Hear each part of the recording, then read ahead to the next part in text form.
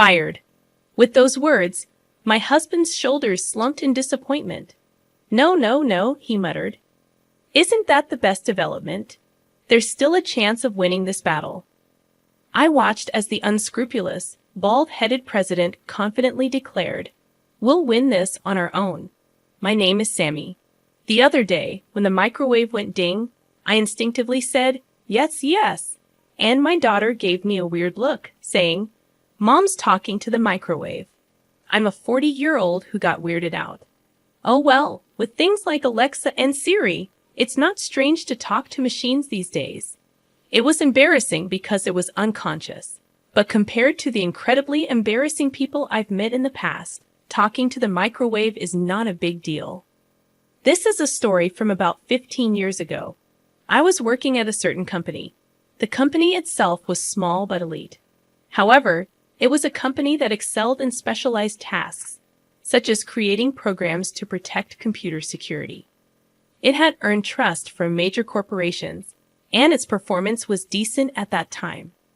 The internet was not as widespread as it is today, and there was still considerable room for development in areas like security. Hence, the company was reasonably expected to continue growing in the industry. It was during this time that I met my current husband, Simon, who was a colleague. We eventually got married. However, even before marrying him, I had been bothered by advances from the company president. I have to say I was a cute child since childhood, well regarded even in the neighborhood, especially since I didn't gain weight and grew up smoothly. I was often asked by magazine photographers to take snap photos in the streets, being envied by everyone. I had the side effect of easily attracting troublesome men, and the president was one of them. Thanks to that, I don't like my own face. Even if I just said good morning, the president evaluated it like this. You're a good girl, always greeting me with a smile every day. And he would proudly talk about it to other employees. At that time, the president was 48 years old. He was bald, and the remnants of his hair that remained were plastered onto his forehead. Despite that, he seemed satisfied, showing no intention of fixing it. He wasn't particularly pleasant, and he was arrogant towards disliked employees while being kind to those who brought benefits to the company or pretty girls. He had a somewhat autocratic nature, creating differences among employees for better or worse. I couldn't help but feel a physiological discomfort from the president's actions. However, he was my superior, and I had to get along with him somehow. But how do you deal with a man who mistakenly thinks you're relying on him just because you went to report work? The answer was unclear. So, I managed to avoid the president's favor in a relaxed manner. But when I announced my marriage to my husband, the president started persistently inviting me to meals. Although our workplace romance was kept secret, people who knew about my relationship with my husband knew. However, the fact that the president increased his attempts at this timing showed that he hadn't realized anything about my relationship with my husband until then. It was just things like feeling his gaze or hearing that he liked me from other employees. So, I had intended to handle it with grace, but it became troublesome when it escalated. How about going to a private Italian restaurant? We can spend time without reservation. Just the two of us. I said I would treat you last time, but you refused, saying you didn't have any money. I bought wine from your birth year. This time, let's drink it at my place. It won't cost you anything. Didn't you say you didn't like alcohol? I found a bar where they specialize in sweet cocktails. Let's go together. We can reserve a private room. And there's a spacious space in the back. Hey, when are you going to go out with me alone?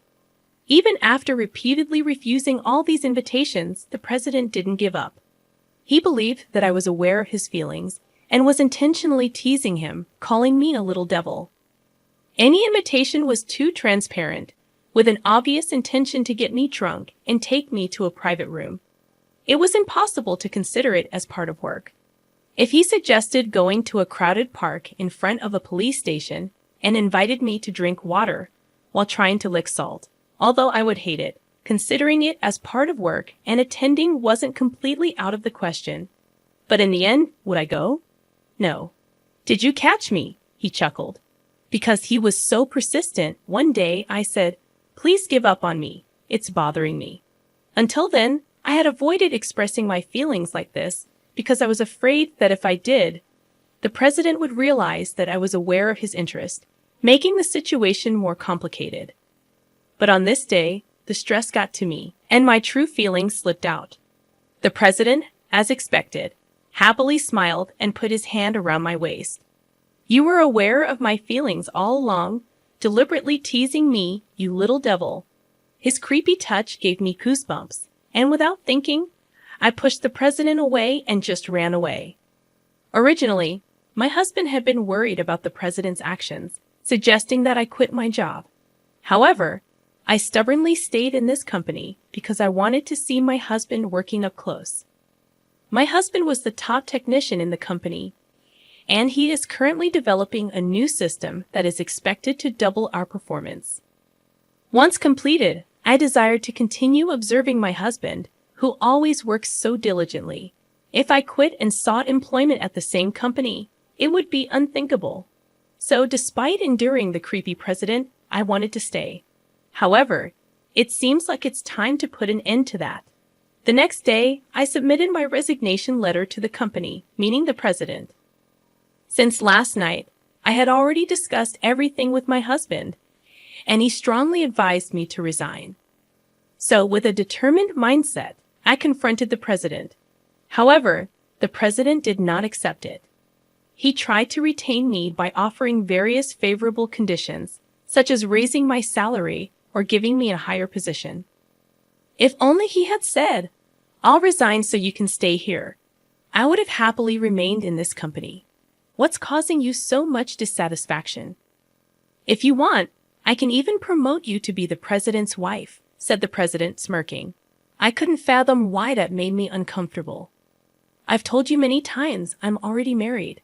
I'm fed up with being invited to meals or having your hands on my waist." Without thinking, I expressed my true feelings to the president, who responded with, "I see. It's his fault, huh? What, your true love is me, right?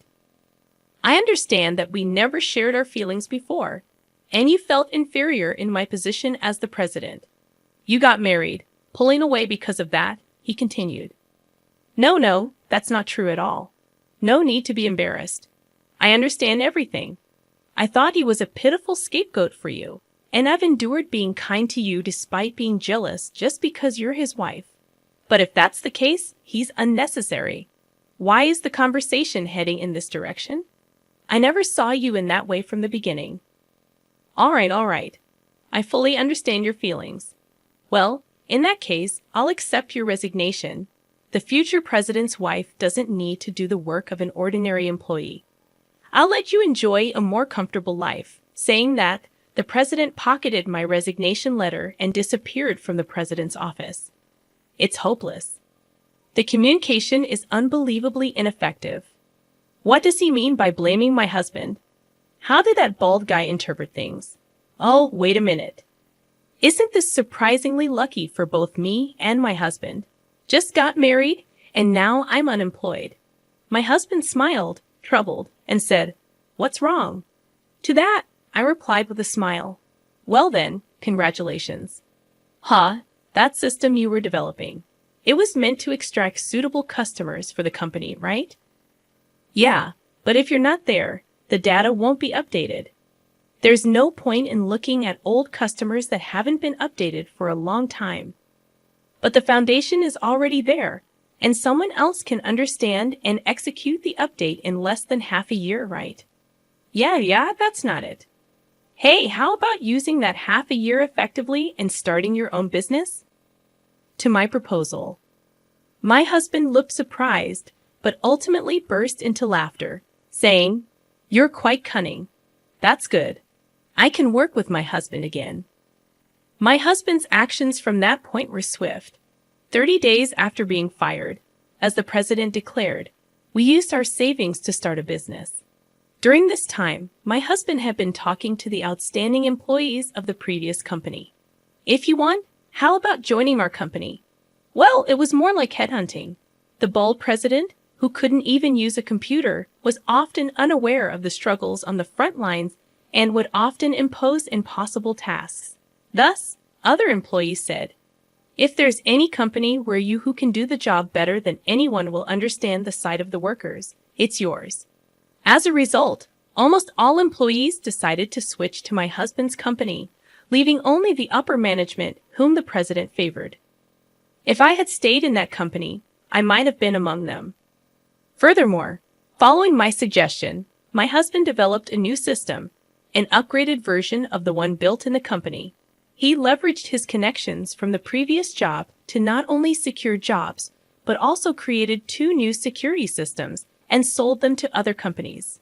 Originally, in a field with few competitors, people tended to flock to companies that produced better products.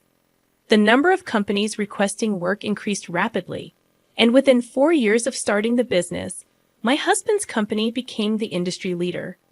With the company's performance on the rise, the employees were feeling elated until one day, the president suddenly visited our company. Unable to ignore him, my husband reluctantly guided the president to his workspace, doubling as the president's office.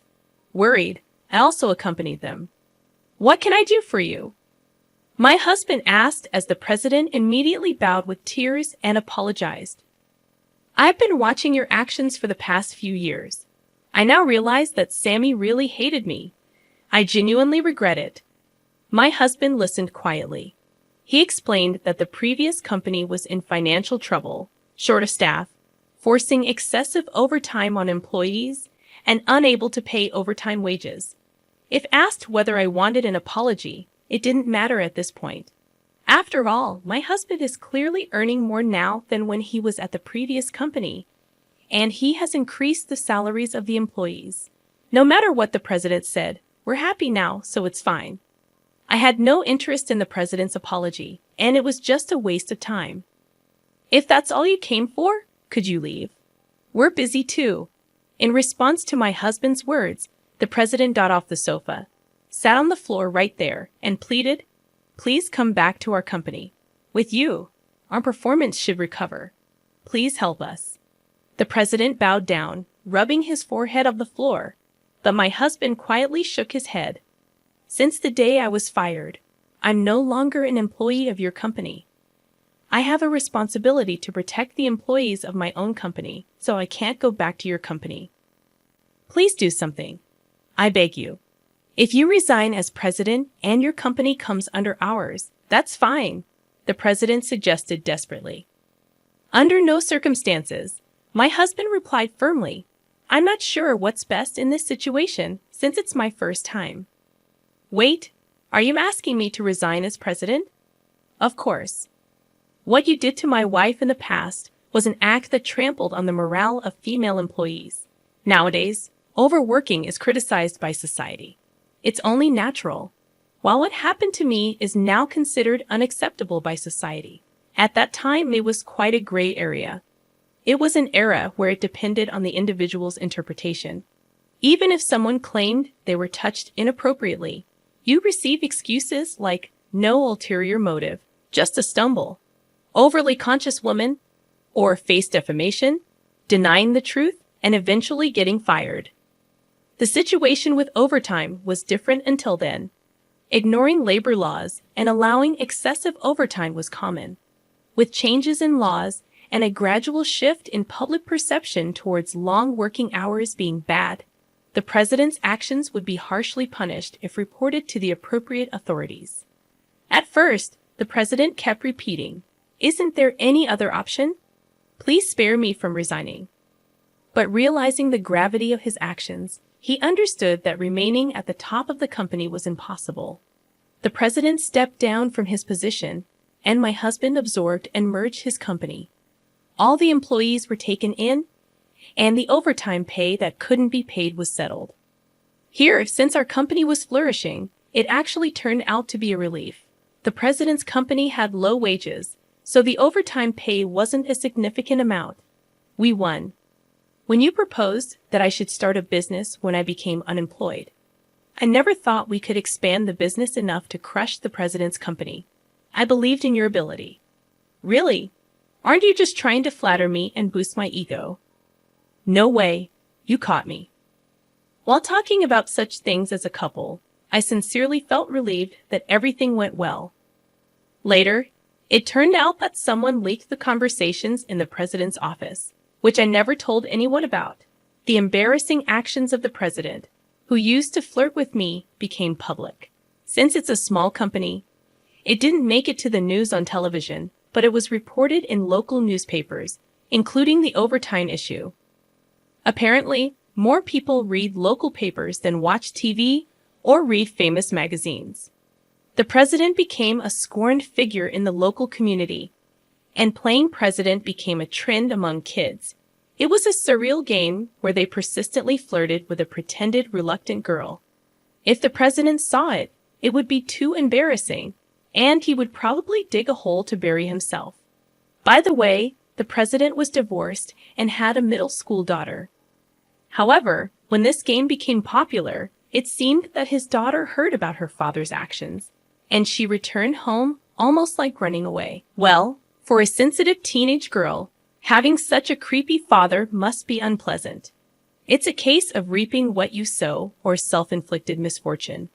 The president, who lost both the company and his daughter, couldn't find work in well-paying companies due to his inability to use a computer. Currently, he's employed as an office worker in a local factory, but he can't handle the central desk work there. So he has become responsible for serving tea to the female president. He who used to condescendingly order female tea servers with a loud "Hey, bring me some tea," is quite a downfall. The president himself probably never imagined a future where he would become a tea server.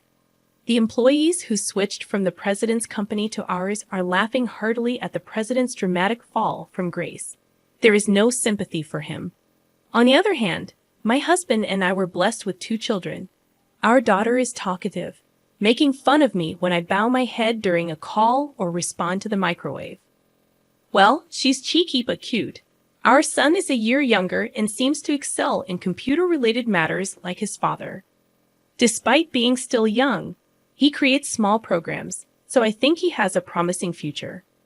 Unbiasedly speaking, it would be nice if he could take over the company. He, however, wants to become a YouTuber, work for Uber Eats, or be a pizza delivery guy. Wait, son, isn't there anything else? While being tossed around by the children every day, we enjoy our happy days. How did you find this story? Don't forget to subscribe to the channel. See you in the next video.